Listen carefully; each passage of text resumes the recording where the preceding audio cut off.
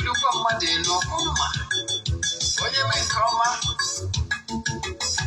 ebulie ya elu si ya jide nke oji na-aga n'iru biko ka anyị gbakọ kịta wee kelee Eze-Ana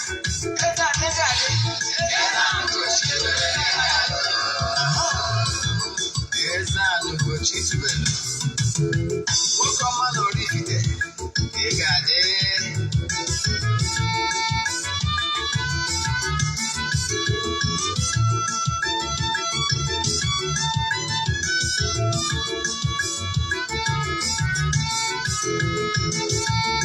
ọdịnala bụ eziokwu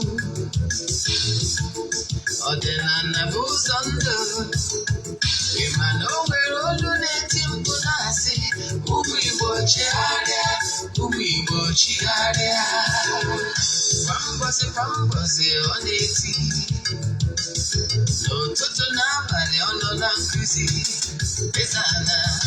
Eze-Ana Ugochi tubelu onye ọma na oraifite onye mmasị ozi ọma ọdịnala gaba n'ihu Eze-Ana Ugochi tubelu onye ọma n'ije eme ọnụ ọdịnala bụ ụzọ ndụ gaba n'ihu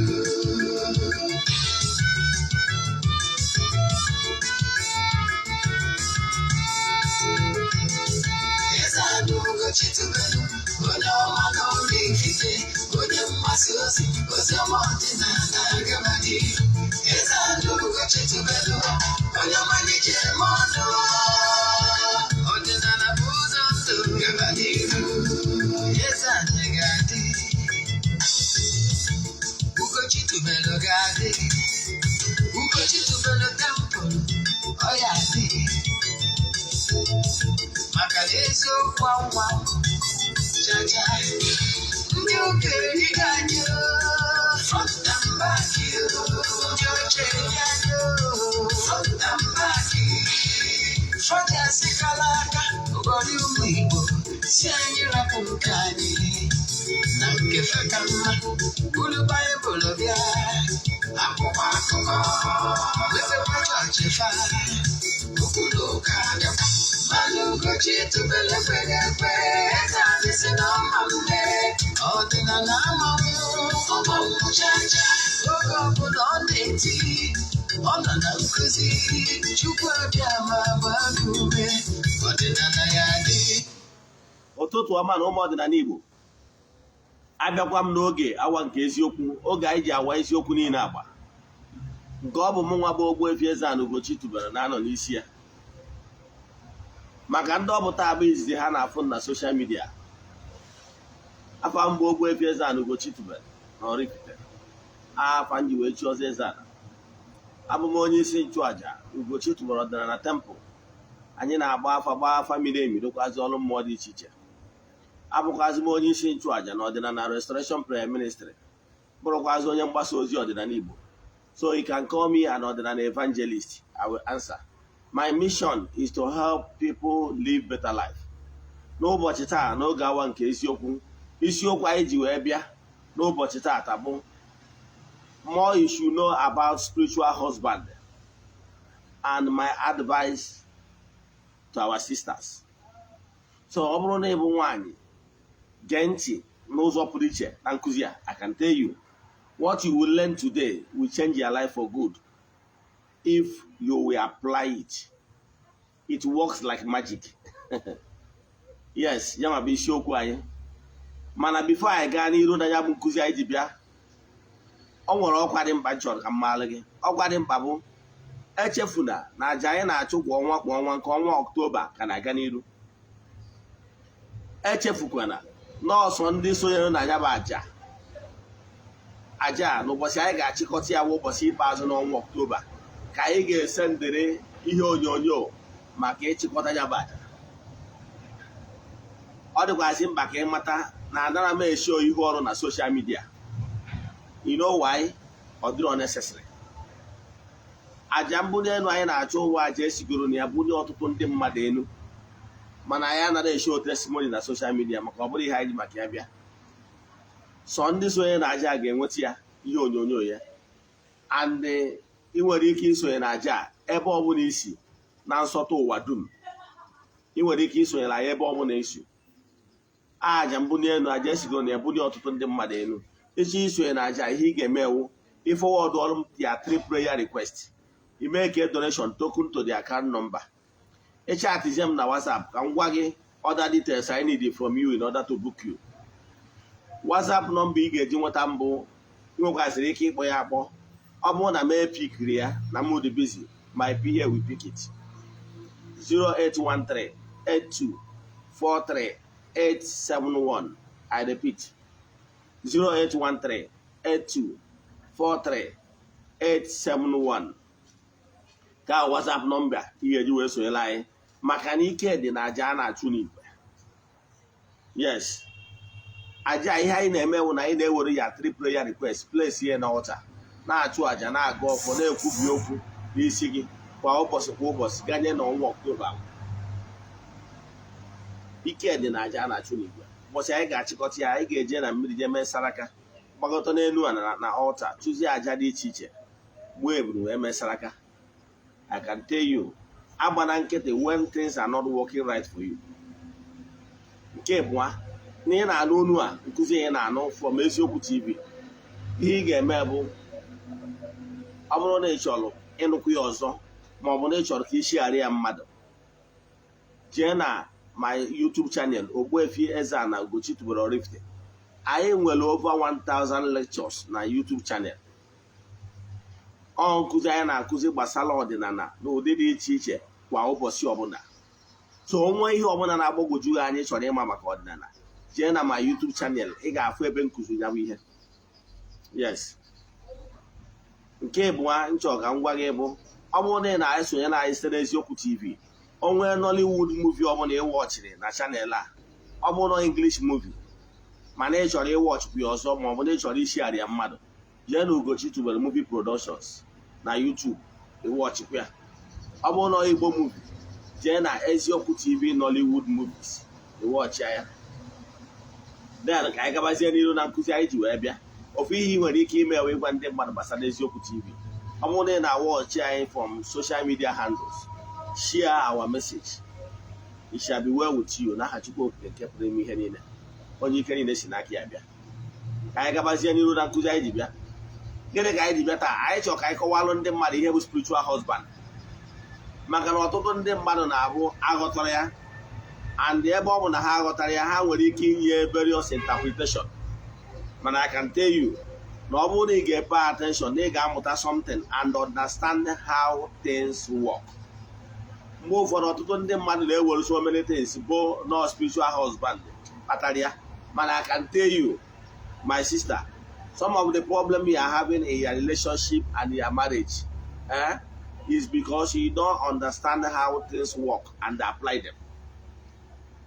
Everything about spiritual husband. Yes, yes, everything about spiritual husband. Ụfọdụ challenges ị na-enwe na your relationship and your marriage bụ gị nwa bụ the cause. Gị nwa bụ the cause.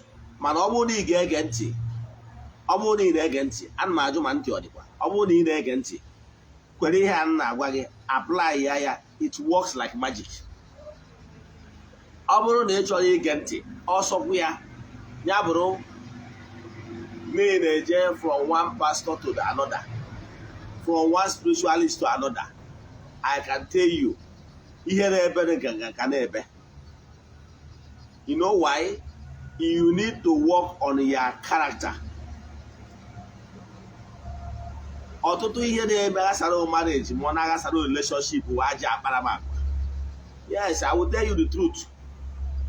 Ọ bụrụ na esi na-asị jee lụwa ọrụ mmiri jee kwawa ibu mmiri ma ọ bụ jee lụwa asị na ị na-akwa ibu ji ụwa ma ọ bụ na ị na-akwa dị nwe nwaanyị dị mmiri, my sister, ị nwere problem and your problem with your character. Mgbe ezi dị n'ụkwụ ụkwa mgbe isi ọgọdọ dị n'ebe ekechiri ya mgbe ụmụ nwaanyị na-erube isi, I can tell you some of the 70% of your relationship crashed today is as a result of bad character. I will tell you the truth because I have nothing to hide. As Eze-Ana, I will always tell you the truth. If you like, apply it. Careful, no ga work like magic. Everything about spiritual. They can see na 70% of the marriage ha na-shake. More marriage ha crash go. More relationship ha crash go. Or as a result of bad character.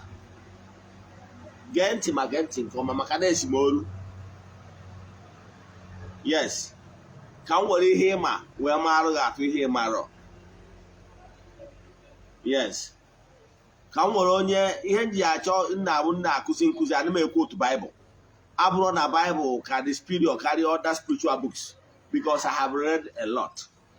Yes. Mana ihe ndị ekwu otu ihe bụ na mma na 80% of my audience, my fans, have come across Bible in one way or the other. So therefore, onwere uru ọ ga-abalị m ma ọ bụrụ na nna amara gị atụ wuti ihe dị na spiritual book igubere. So mmeji na spiritual book ịma si na nkụzi ịma wee mara gị atụ ihe maghị. Ọ nwere onye a na-akpọ Abraham. Yes, Abraham anụrụ nwaanyị a na-akpọ Sarah. Na Sarah anwa na onwe mụtara Isaac. Mana Abraham na-akpọ die nna anyị. Etu a ka ọ dị n'ala Igbo mgbe ezi dị n'ukwu ụkwa. Ọ ihe nwaanyị Igbo na-akpọ die. Mgbe isi akwa dị n'ebe a madoro ya. Mgbe ụmụ nwaanyị maara na di bụ ugwu nwaanyị. Yes, etu a ka o si dị n'ala Igbo. Maka na ọgọ hapụ ihe o ji agba mma hapụ ịtụkwa nkiri ihe ọ ga-eji wee ri. Ọ ya atụrịrị. Mgbe ụmụ nwaanyị ma na di bụ ugwu. Mana kịta mgbe nwaanyị na-akwanyere di ya ugwu dịka di nwere ya. Etu a ka ọ kwesịrị ịdị. Ọ dị gị anwa na-anụ gị bụ chi nke ị na-afụ anya. Ọ bụrụ na ị kwanyere di gị ugwu a, ị ya sị na ị kwanyere Chineke ugwu maka na onye nwa the spiritual head. A man remains the spiritual head of the family. Take it or leave it. A man remains the priest. Onye nwa bụ onye nchụaja. Onye nwa bụ the head of the family. Onye ọbụla na-asị gị ndị Igbo na-atụ ilu sị na di na nwunye ara akwa iko nke anya. You as a woman, you gonna adị gị nwere equal power. Onye ọbụla na-agwa gị ya na-edisive gị. Ihe niile na-abụ ihe nji asị ndị mmadụ na ndị ụka riri anyị front and back.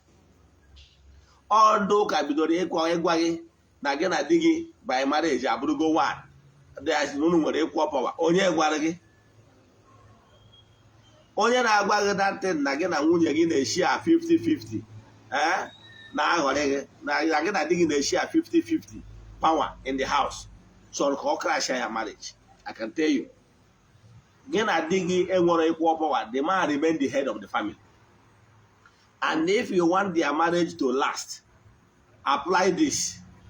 Ị ga-afụ na nwoke ahụ di gị ahụ ndị mmadụ ga na-ajụ n'isi n'iji ọgwụ jide ya. Nke bụ eziokwu bụ na ọ bụrụ na ị nwere ezigbo agwa, if you like, mee ihe ọbụla ị nwere ike ime n'ụdị n'iji ọgwụ jide di gị. Ị maa na ị na-akrash ya marriage dị mọ. You know why? Ọ bụ ihe jọrọ njọ na nwaanyị ọbụla sị ka eje gwọọ ọgwụ ka ị wee jide di gị. Ụbọchị ọbụla iji gwọọ ọgwụ ka ị wee jide di gị ka di gị nọ n'okpuru gị. Ụbọchị a ka ịtọ ọnụ that's your husband like mumu. Ụbọchị a ka ịtọ ọnụ ya dịka vegetable. Nke bụ eziokwu secret ịmarọ mma akọwara ya as spiritualist bụ na ụbọchị ọbụla iji gwọọ ọgwụ ka ọ bụrụ ihe ikwuru na-eme, ka ọ bụrụ gị na-achị, ka ọ bụrụ gị ga-anọ on top, ka di gị nọrụzie under you. Ụbọchị anwa ka ị gwọrọ nwoke a the highest ọgwụ. Ụbọchị anwa ka ị melụ ka nwoke a ka ị kụchasịrị nwoke a aka. Igwu anarụ di gị ọgwụ, di gị ga-ebido nwe showdown. Etu aka ọ dị n'ọrụ mmụọ mana ụfọdụ n'ime ụlọ amarọ. Ije a na-abịa dibịa ma ọ bụ na be spiritualist ọbụla si alụ ọrụ ka di gị nọrụ n'okpuru gị ka ọ bụrụ ihe ikwuru na-eme ịgwa ụbọchị ọbụla na arụchara ọrụ ahụ ị ga-ahụ na demand ga-ebido nwee downfall. ịghọtara ya? Yes, ọ ga-ebido nwee downfall because na ọrụ ahụ ịlụrụ emere ka nwoke bụrụ the head and not the tail. ụbọchị ọbụla iji arụcha ọrụ anyị ga-ahụ na biznes di ga ga-ebido nwee problem. Ọ nwere nwaanyị nwanne nya ka mmadụ na-agwa m maka nwa woman di ya before di ya anụ ya di ya na-agba obodo oyibo, di ya lụtara ụlọ na Asaba, mana nwaanyị a megidoro ebe ọ na-agba mbọ ka ọ bụrụ na onye abụ onye na-achị di ya ime ihe o mere, o wee jee lụba ọrụ. O jegota nke onye mma si onye anwanye alụ ọrụ ya ọrụ ka di ya nọrọ n'okpuru ya. Onye a wee sị na ya dị alụ ụdị ọrụ a, o wee sị na emere elu emere na ya alụrịrị ya. Ya amazi ebe o jere wee jee lụcha ọrụ a, nwoke a bido nwee problem. Eventually the man just died last week out of frustration. Ọ bara uru ka m kọwazie the true story, but ya na-achị kọwala gị mụ na ụbọchị ọbụla gị bụ nwaanyị binili sị ka ị lụọ ọrụ ka di gị wee nọ n'okpuru gị igbugo nwoke a. Nwoke a adịgoro ndụ ọ ga-adị ndụ ọnwụ ka mma. Ndụ ọ ga-adị ewu ụfọdụ ụmụ nwoke a na-ahụ vegetable. Yes, ụdị ya nwunye enwe ike nwee ebe a ọ nọ na-asa efere. Ọ bụ ọsọ na ọ na-asa efere wụ the problem. Yes, maka mmadụ nwere ike ị na-asa efere uche ya dị ya, mana ọ ga na-eme ka mumu ịnọrọ by the side na watch that man. Ifu na the man na-emezi ka onye uche fọchara obere. That man nọ under spell, and that man ama esinata n'ụkpọkọ ya pụta. That man ama abụnata man again. Ọ bụrụ ihe ajọ nwaanyị na-eme. Nwaanyị gị ntị ka nkọwalụ gị, spiritual husband ị na-ekwu okwu ya na onye abụ ya problem. My dear, ihe bụ the greatest problem ị nwere. Ọ bụrụ na agbasara afa afụ nke wu spiritual husband, a spiritualist ga-ama na nke a bụ spiritual husband. Mana ana m achọ ịgwa gị na majority 70% of ihe unu na-akpọ spiritual husband bụ ya bad character. Yes, ịbụ nwaanyị, what are you bringing to the table? Okay, in relationship, what are you bringing to the table? N'uche nke gị, you are bringing yourself to the table, okay? And for your mind, bringing yourself to the table, contribute go ya kwụta ọkwa eziokwu. Nke bụ eziokwu na ihe na-contribute bụ nonsense. Sister, ihe na-contribute nonsense. And ọ bụrụ na na eburu onye na-add value to your relationship, to your marriage, I can tell you, just a matter of time, you will lose that your relationship or that your marriage. Sister, kwụsị ikwu na ihe na-contribute, na-contribute to yourself. Yourself ihe na-ekwu na-contribute means nothing. Yes, that yourself ihe na-ekwu na-contribute. Can you hear the value of that yourself? In fact, that yourself in that contribute. Agana street, what is the what? What is the cost? So if you know, what did he bring it to the relationship? What did he bring it to the marriage? Sister, what you are bringing in a relationship or marriage, bosses, my dear, what did he not contribute? And I can tell you that your relationship or that your marriage will soon crash. That thing that bosses he bring you is nothing. You understand? If a man needs sex, he knows how to get it. That thing you are bringing is nothing. What did he bring? Then you must bring something tangible. You guys stand dig it out. Over the cable, your vision. Over the cable, your vision. Your vision you are bringing to the table, to the man's success, is second to none. Your vision is what is standing you out. You know why you are lamenting that your marriage and your relationship is crashing as a woman. You know why? Go and read Hosea 4:6. Hosea 4:6 says, and I quote, "My people are suffering because of lack of knowledge and vision." Go and read it. Hosea chapter 4 verse 6. Hosea chapter 4 6. Go and read it. So if he may bring it to the table, where he cover nonsense, and the other a woman lack revision, he will draw knowledgeable. In one of vision, he is visionless. My dear, the man will dig him or fiancé will leave you at any given time. Ọ bụrụ na na-ebata n'ime ndụ di gị, yes, gị nwa na onwe gị bụrụ the brain behind his success. Ị bụrụ the brain behind the success. Ị bụrụ onye nwa na-eweta the vision, the business ji aga n'iru, he will never leave you. Etu a ka ọ dịkwa na imitri na-ewu a young girl, a young lady, meet a man, and they are the one behind his success. All who are there without the brain, he will never leave you. And then cause of mind their talk on, mind the on. The problem gave that you talk too much. You talk too much. In the New Testament, whenever a lot on the chapter now say, n'ebe ọ bụ na e nwere ụbarakata okwu na ada na-achọ mmehie achọ na ya. Ọtụtụ okwu ị na-ekwu, sister, is the problem why this man is leaving you. Ọ bụrụ dị ụwa, ọ bụrụ dị mmiri. The problem, you talk too much. And once you talk too much, an intelligent man will start picking points. You are exposing yourself. You are exposing your weakness. All you are the responsible why the man is leaving you. Abroad you, abroad in mmiri, ịghọtara ya? Nke ọzọ ọ bụ na gị na mmadụ na-adị na mma ma ọ bụ na iwu nwunye ya, kedu ihe alụ ị na-atụnye ọ etu ebe a ga-espendi ego, ka ihe ọ ga-awe mee ka enwee ike save for future. Ihe ị na-atụnye ya alụ ọ ihe ga-eme ka ọ bụrụ mmadụ, ka weta ka erie ka ị na-atụ ya alụ. Ọ bụrụ na alụ ị na-atụ ya weta ka erie, then you realize na ya access power, bedroom power, my dear, you are not bringing anything, and that your power in a feel you bring in, that relationship or that marriage will disappoint you. That day when we will know that what you are bringing is nothing. Yes. So what am I saying? What I'm saying is that one, you must, that are the value enwere ike dị irreplaceable. All value ka ọ ga-abụ na add. Those things ị na-enye, this your bedroom power can be found anywhere. A man can get it anywhere. Yes.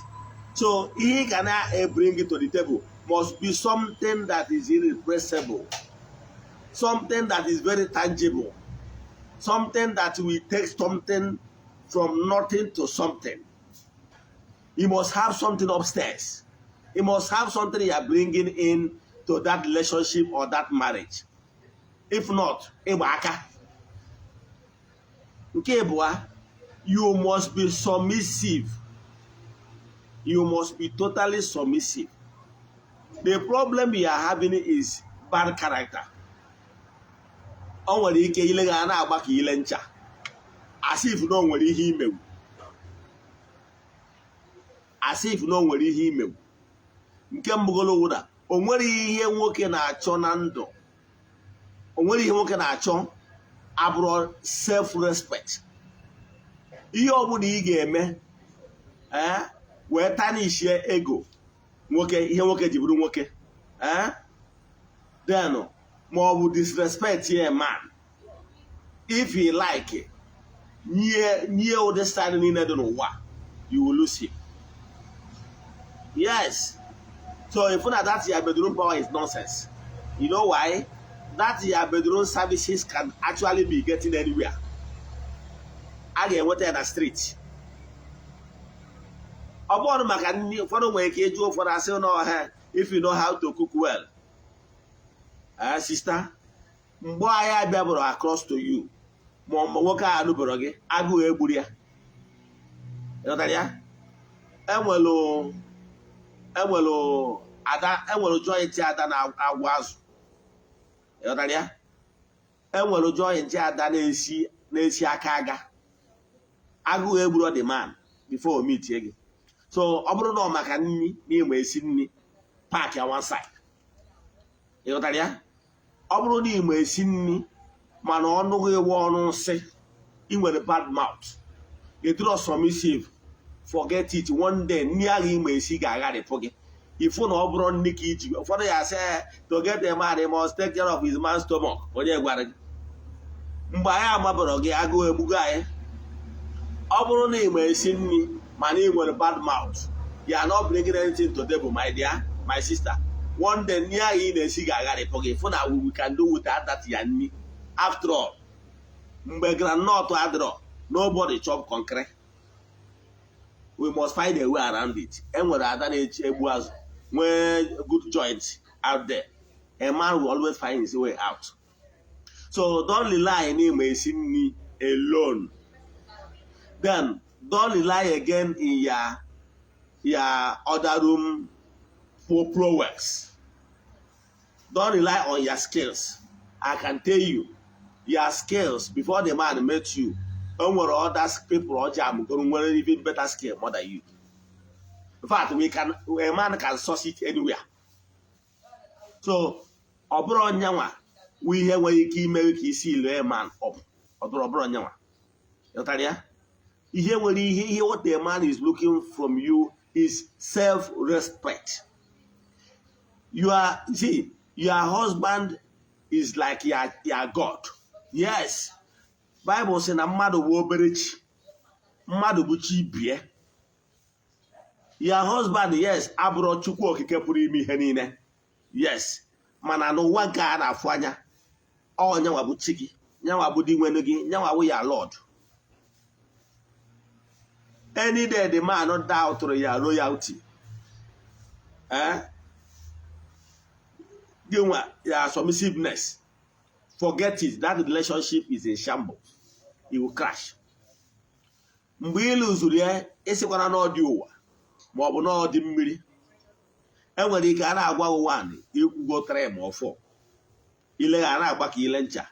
I can tell you, a man is always a man. But someone else sitting n'olu gị here, is over, is over. Ịghọtara ya? Yes. Ihe na-achọ ịkọwalụ gị bụ na no nwere work on your character. Always be submissive. Always be respectful to that your man. All ihe ndị a, those virtuous women. O nwere ihe eji ama a virtuous woman. O nwere ihe eji ama na onye abụ nwaanyị. Mgbe gburugburu, mgbe ezi dị n'ụkwụ ụkwa, mgbe isi ọgọdọ na-adị n'ebe ekechiri ya, ọ na-aba na-achọ nwaanyị. Asị chọọ nwaanyị anya lula. Ghọtara ya? Enwere ihe a na-achọ. O nwere ihe a na-achọ n'ite ite bụ azụ. Ọ bụrụ those things ị na-agụnye n'ọnya problem. Ị nwere ike ịsị kedu ihe m adịghị emeri ya, ana m ejebe ya na-asụrụ gị akwa. Aunty, sister, mgbe ị na-abịa bụ asụ akwa, anyị nwere dry cleaner. Ị ghọtara ya? Mgbe ị na-abịa bụ na-asụ akwa, anyị nwere dry cleaner. In fact, o nwere ihe mere anyị n'aka, anyị na-asụbu akwa. Ị ghọtara ya? So ị dara asị ị na-eje weekend na ị na-asa efere na-esi nri na-asụ akwa. Anti ihe ndị ị na-ekwu dị good, mana ọ bụrụ ebe a ka o bere. Ihe dị mkpa nwoke chọrọ wu self-respect. Ị mara ebe ị kwesịrị trespass, don't trespass it. Maka ihe na-ebu nwunye ma ọ maka ihe na-ewu fiancé, therefore you are trespassing ebe ị kwesịrị trespass. Ị trespass ya inwe showdown. Ihe nwoke chọrọ bụ self-respect. Ị nwere ike iso na ndị na-agba ọ bụrụ na di gị ma ọ fiancé gị na-alahụ ụla. O nwere ike ọ bụrụ na nwoke edozugo ọfọ, o nwere ike ọ na-agwa ụla ịmago na ọ narịghị ọkwa. Ijewe na fon ya, kedu ihe ị na-achọ? That your phone ị na-eje na ya nwere ike crash that your marriage or relationship. Yes. Asịrọ m na ụmụ nwoke nwere ike ị na-eme tụsọrọ ha, no. Yes. Ọ bụrụ ụmụ nwoke ka m fesi taa. Bọsị nke anyị agwakwa ụmụ nwoke nkwe agwa ha, mana taa ụmụ nwaanyị ka m chọrọ ịgwa gị. ana m achọ ịgwa gị na o nwere ihe na-eme marriage gị na relationship ji esheki bụ igosiro ihe ga-eme na ị ga-eji wee dị irreplaceable. O nwere ụdị agwa ị ga na-akpa n'ebe nwoke nọ, nwoke a jee enu jee ana ọsịdọgụnwa, maka na o nwere something tangible you are bringing to the table. Okay, let me ask you, sister, when was the last time this your husband ịkpọrọ ya kpee ekpere kwubi okwu n'isi ya? When was the last time? Ị mara na ihe ezigbo nwaanyị na-eme? Ezigbo nwaanyị ma ọ bụrụ na di gị chọọ ịpụ n'ụtụtụ, ịkpọchighi ya azụ si adalin, kpọọ ya afọ ị na-akpụ ya, ịkpọọ ya afọ ị na-akpụ ya, isi ya ejide ya aka kwubi okwu n'isi ya, gọrọ ya ọfọ, kpere ya ekpere. Ekpere a goes like this: Chukwu okike pụrụ ime ihe niile, onye ike niile si n'aka ya abịa. Look at my husband. I love him so much. Please don't say this prayer if you don't love him. Yes. If you know you don't love him genuinely, I mean sincerely, don't say it. But if you love him sincerely, say this prayer. It works like magic. Jide aka ya aka, si Chukwu okike pụrụ ime ihe niile, onye ike niile si n'aka ya abịa. Ya na ediga a na-efuru ya n'anya nke ukwuu. Kpọkuo mmụọ niile gị na ha so, ihe na-emere gị ihe na ihe ị na-emere ihe. Ha biko ha na-ekwa di gị a na-efuru ya n'anya nke ukwuu. Ha gọziere gị ya, ha chekwaba ya, ha mee ka ọkpụkpọ ọ na-apụta na ihe ọma ga-esu ya, na nwoke ya afịa n'anya, na nwaanyị na-afịa n'anya, na ihe ọbụla bụ ihe nkọtị ya, na ọ ga-adị favored, na ajọ mmụọ ama afịa, ajọ mmadụ ama afịa. Kwubi okwu a n'aha Chukwu okike nke pụrụ ime ihe niile. Sister, na-ekpere ya ekpere every day from now till the next 21 days. Ọ bụrụ na ọ fụrụ ihe dị iche, come back to me. I can tell you, it work like magic. But remember, say this prayer only when you sincerely love this man. It works like magic. Yes. Man, ọ bụrụ na you love this man genuinely, but you are fooling yourself around him. You are just fooling yourself. It's just a matter of time. You still fall like a pack of cards from his life. What I'm saying is this: Maruke si eluberu digi isi. Ọ bụrụ na ọ nwere ụbọchị ịpụtalụ, ọ bụrụ na digi dị upset, maybe one thing or the other, and he is talking at that particular moment, don't start to defend yourself. What you will say, my husband, I'm sorry. It was a mistake. Say, when was the last time, in fact, you lie down before your husband? Imorona when he had about magic words. He also good man wa. Major so major digi. Yes. Name at the late. Mobuni siro for drug go figure daddy. Mobuni merenka mo men cause. Or but other happy. Ma ọ bụ na ọ fụrụ gị na enyi gị nwaanyị anwa gị na ya na-ada akpa nkata ọwụwa n'ugoro gị, na ya chọrọzi ị na-afụ gị around this particular lady or woman. Ịma na o nwere reason o ji sị gị na ya chọrọzi ị na-afụ gị around this lady or woman. Ịma, yes, mana site na ịkpọchi ntị gị maka na ibelivu na gị na ya na-eshi equal power, o wee jechaa wee bata wee fụkwa gị ka the same woman ahụ ọ gwagoro gị na ya chọrọ ị na-afụzi gị around. Ị mara ihe kpatara o ji wee gwa gị ihe anwa, maka na nwatakịrị na ihe okenye nọ n'ala wee fụ. Nwatakịrị nwere ike bigo n'elu irokotiri ma ya fụrụ ya. O nwere ike ihe kpatara na ọ fụrụ o ji sị gị na nwaanyị a adịzi na mma bụ na o nwere ike ọ bụrụ na nwaanyị ya esetigoro ya trap. O nwere ike nwaanyị ahụ alaikọrọ dị ya, ma nwaanyị ahụ alaikọrọ dị gị. Nwere ike nwaanyị ahụ achọgodi sef ka ya na ya yịba, mana o nega anya fụ na nwaanyị a bụrụ nwaanyị na-atụ ezigbo mkpụrụ, na nwaanyị a ya akọrọ mpụ gị. O wee bido n'oge doba aka na ntị wee gwa gị na ya chọrọzi nwaanyị a. N'inupụ isi ịkọntinu oge na nwaanyị a na-adịra mma. Nke mbụgoro na ihe imere u disrespect. This man ibilitụrụ ya by disobey his orders. Ị mara ọdịsi kpatala o ji wee sị gị, o nwere ike ọ maọbụ nwaanyị a mbụ mara karakta ya, ọ mara na nwaanyị a ga-awụ bad influence to you. O wee sị gị na ya yizina o wee jechaa bata wee fụ ka gị na nwaanyị ahụ ọ sị gị na ya yizi na ka na-anọ na-akpa nkata, o nwere ka ọ dị happy with you. O nwere ike facial look ya echenji ya, o nwere ike ọ dị very angry, o nwere ike ma nwaanyị a naziel ịbata n'ụlọ o wee bawa mba, ọtụtụrụ ọ dibịa ụlọ ka ọwa ya aba mba, ịghọtara ya? Yes, a na-adị Igbo na-atụ ilu si na ọfịa na-asọ nkata ya epukwa n'elu, maka na ipu ha n'elu a ga-eburiri nkata bata na ya bụ ọfịa. Ọ bụrụ na esi na a na-ere zero voice na adị abara gị mba imere ihe a ga-eji re zero voice, maka na ime eke ihe a ga-eji re zero voice ere zero voice. Yes, maka na ọ bụrụ na mmadụ si na ya na-eri agbụ ya adịkwa na ala akpacha anya. Ihe ị kwesịrị ime mgbe anwa ịma na-enyugo nsị n'ebe a na-atọrọ gị nri, ịmagụ na dịma na-adị very upset. Mgbe ahụ ọ batara n'ime na enyi nwaanyị a nago o wee tụtụrụ mba wee baba.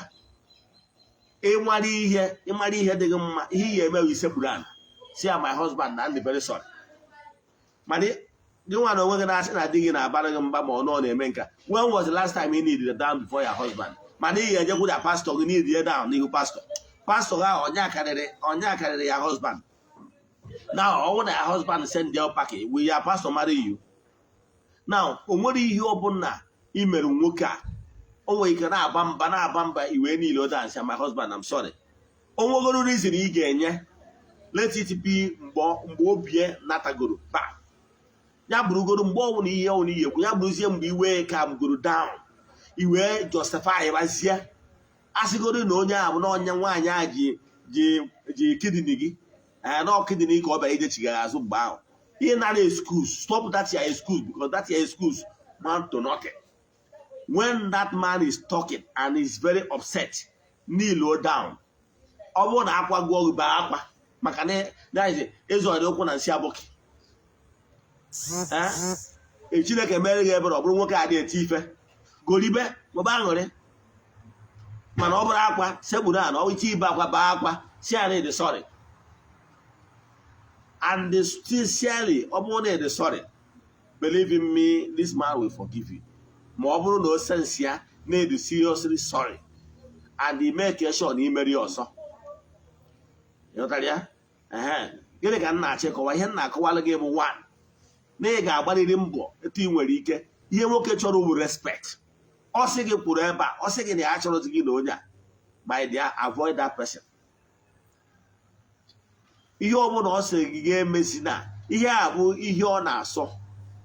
Ọ bụrụ na ị chọrọ that man true, obey him, because the highest thing he can give a man is respect. Ịmara ihe a nwoke a na-achọ, that self-respect. Ọ bụrụ na ị nyere ya, forget it, because the relationship or marriage cannot stand. Sister, ọ maka ịnụpụ isi gị a, o nwere ike ọ na-aba mba ị na-aba, ma o nwere ike ọ na-aba mba ị gaa na sink na-asa efere, ị na-agụrụ ya ikpo okwu, ị na-agụrụ ya eburu mmiri, tụchaa izuru ike. Ịghọtara ya? Ị na-ekwu ya ịma na onye kwuru chefuo onye a gwara ada na-echefu ọkwa eziokwu. Mgbe anyị na-atụrụ ikpo okwu, o tinye ya n'ime obi ya, ọ na-achịgharị ya. Ụbọchị ọ ga-asị enough is enough. Ma nne gị ma nna gị ma ikwu na ibe gị ama please wuye, ama ayọtụ wuye. Ịghọtara ya? Mgbe ahụ esi n'ọdị mmiri, mgbe ahụ esi n'ọdị ụwa, n'ote gị ịlụwara ọrụ mmiri, n'ote gị isetụrụwa dị ụwa. Gịnị mere na mmadụ eji gị akrashigo relationship gị ha mere akrashigo? Sister, all your bad character. Count ndị mmiri out of this. Count ya dị ụwa out of this. Problem gị nwere dị anụ ihe ntị gị bụ ntị eji chọọ mma. Ekwu osi na ntị nke aba, osi na ntị nke ọzọ pụọ. Sister, bido tata gosibe complete total submissive and total self-respect to your man. It shall be well with you. Esekwana because of na na-ebu nwaanyị na-ekwesịghị ka a na-apa mpa gị. Ịgbọrọ na ihe na-agụ nwaanyị atụgharị ime na agụ ya tụgharị ya. Ịgbọrọ na good morning total how are you?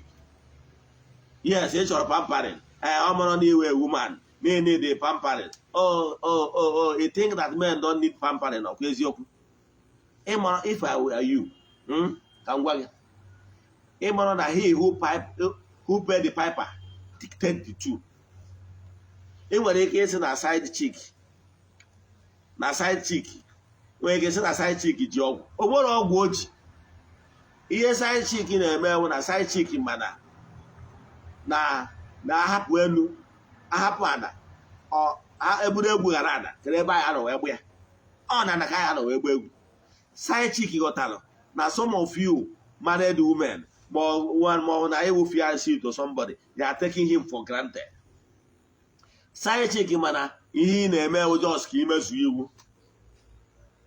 Enwere ike akpọ gị ka ị bịa lụọ ọrụ ezinụlọ, kwesịrị ka ị bịa lụọ ọrụ ezinụlọ, ị na-ama excuse, ị nagide excuse, nwoke a kwugudo ọnụ mmiri dị n'ọnụ ya agwụ. You say, oh, nwoke a ya dey stopping me, nwa come and just do. You may just like that. Yes, side chick mana ihe ị na-eme. So side chick adịghị eche ka epetie ya epetie. Side chick will go, knowing fully well that he who paid the piper dictate the tune.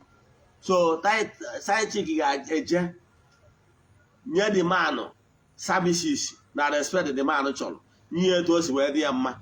The man wee mee gịnị maka na good morning tọta how are you. The man wee de ya anya n'ihu wee mee ya transfer. Ịghọtara, the man wee buzie ATM machine wee nye. Ịghọtara ya, mana gị nwaanyị a na-anụ ma ọ fiancé, ị na-etake the man for granted. Nke ọ bụla ịchọ ihe dị mma kwesịrị ka eme ya ọfụma.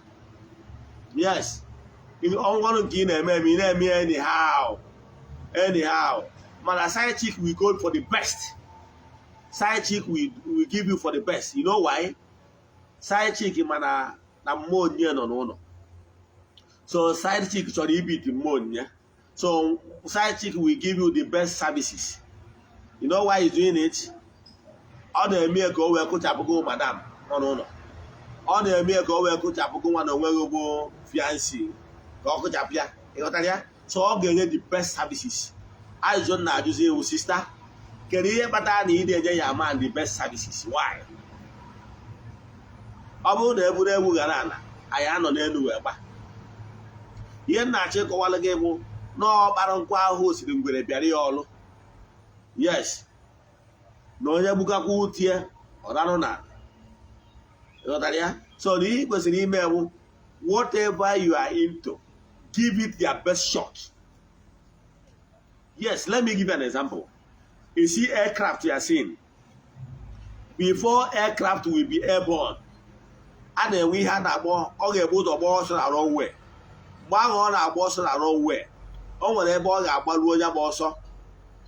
Mgbe a ga-enye power to fly, to become airborne. Ihe the pilot ga-enye 100% power. Yes, 100% power ka pilot ga-enye ka o wee nwee ike wee rịa wee nọ n'ebe o kwesịrị ịnọ. Mana ọ bụrụ na inye like 70%, that flight might not fly. O nwere ike ọ fly gola fly ya o nwee land crashing. Ọ fly ya o nwere ike ọ fly ya ọ daa. So for you to enjoy whatever you are doing, you are in marriage, you are in relationship, give it your best shot, 100%. Don't give it weak power, because that weak power will not take you far. Before I rest my case, if you are married as sister, I want to know that no more I come to say yes. Ụbọchị nta achụkwazie na owere mgbada n'ebe ụmụ nwoke nọ. Mana taa, my sisters, unu maka mfesi. Ihe m na-achọ ịkọwara gị bụ na if you are in marriage, if you are in relationship, give it the best shot, 100%, nothing more, nothing less.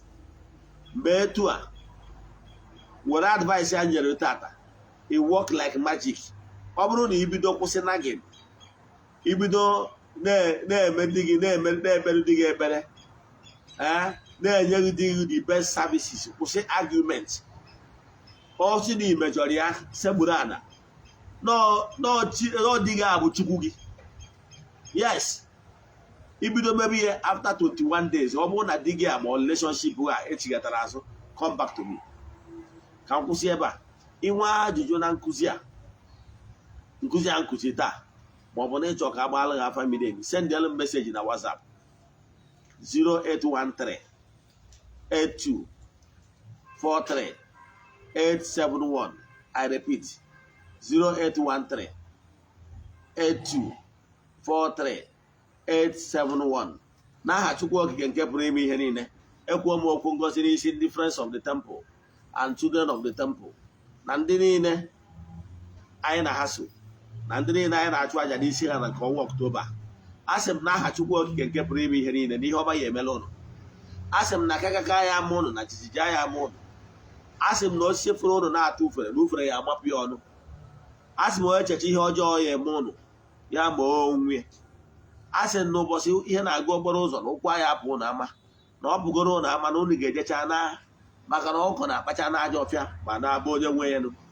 Asị m na ụnụ ga-adị mma, na onye sị na ụnụ ama adị mma, na onye a ama nata mmatịrị ụwa agwụ ma na ụnụ ga-adị mma.